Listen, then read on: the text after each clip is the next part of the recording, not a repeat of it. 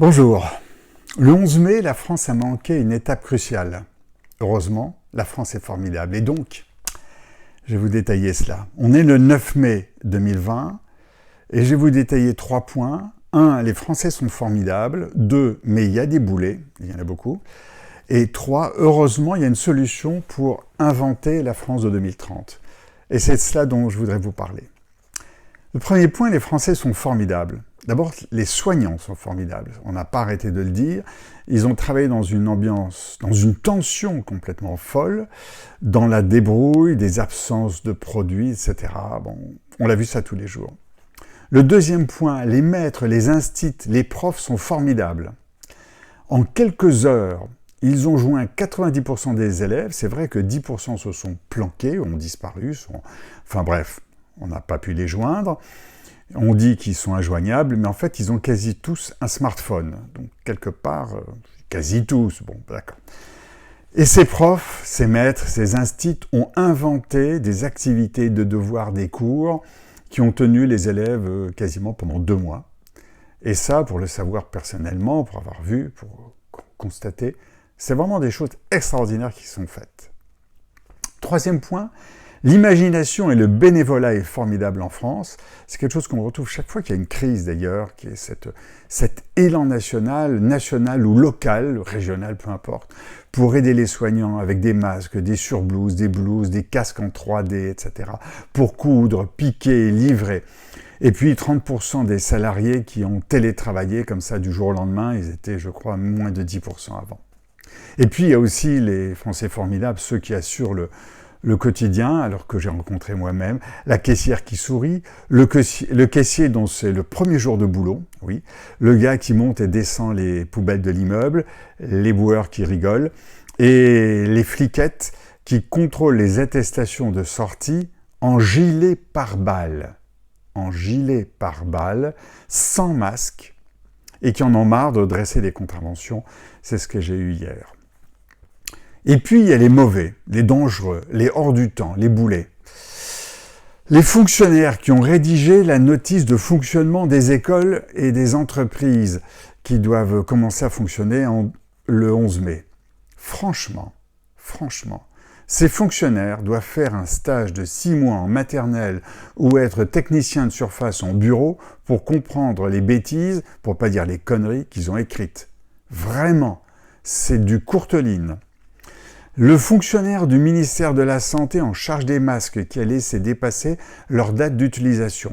Moi, je suis certain que ce fonctionnaire-là, ou ces fonctionnaires, dans leur réfrigérateur, ils surveillent les dates de péremption des yaourts. Il faut les rétrograder au niveau le plus bas de leur hiérarchie. Mais vraiment, c'est juste impensable.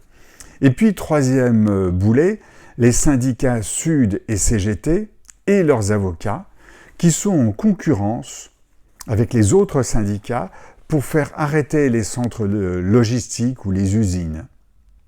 Inadmissible.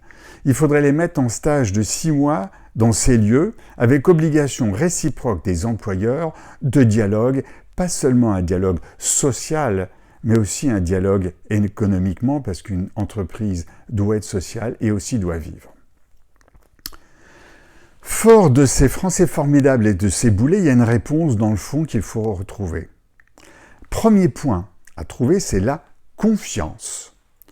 Ce n'est pas rédiger des notices et des règlements en fixant des objectifs, ce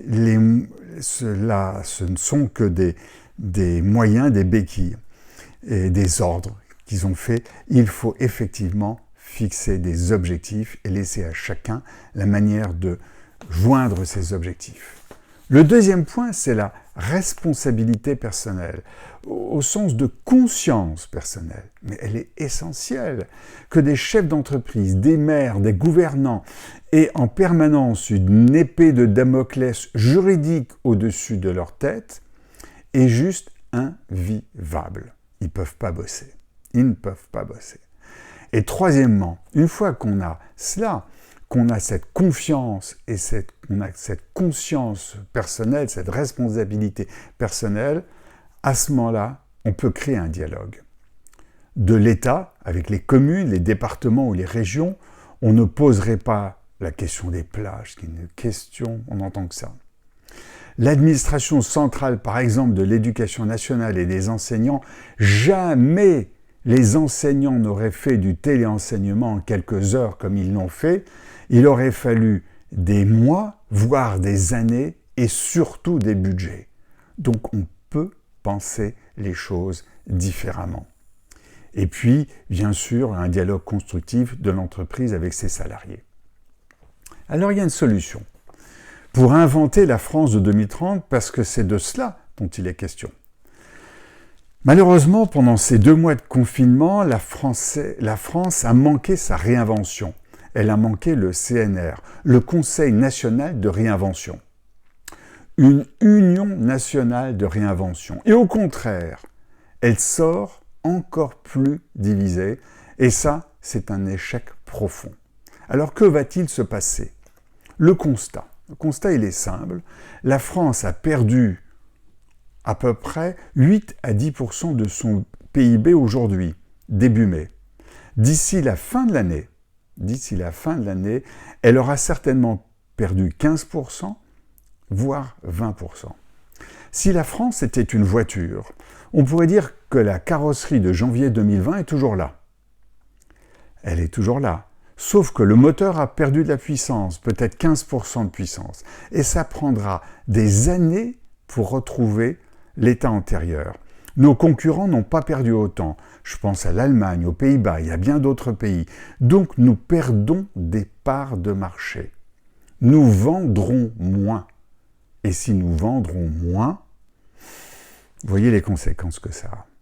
Il y a 2 solutions immédiates. La première, c'est qu'on allège la voiture. On licencie. La deuxième, on retrouve le moteur. On renforce le moteur. On produit plus, on travaille plus vite. Bon, il y a des gens qui ont dit non, on ne peut pas travailler plus. D'accord. Donc on licencie. Il y a une troisième solution. Qui pour moi est importante, qui rejoint le CNR, c'est-à-dire, voilà, on modifie la voiture France.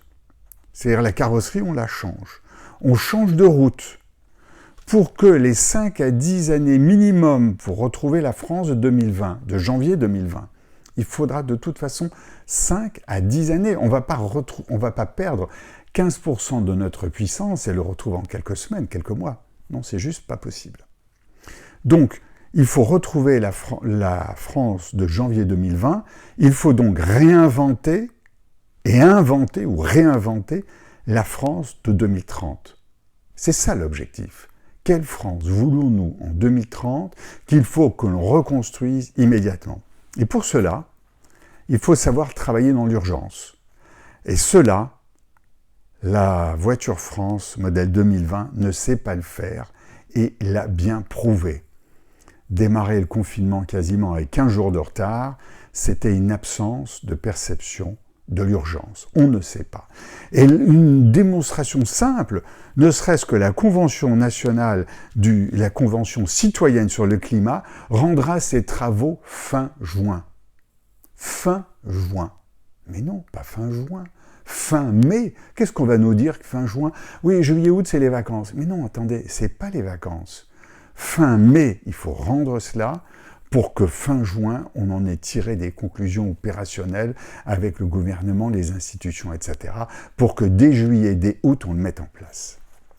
Voilà.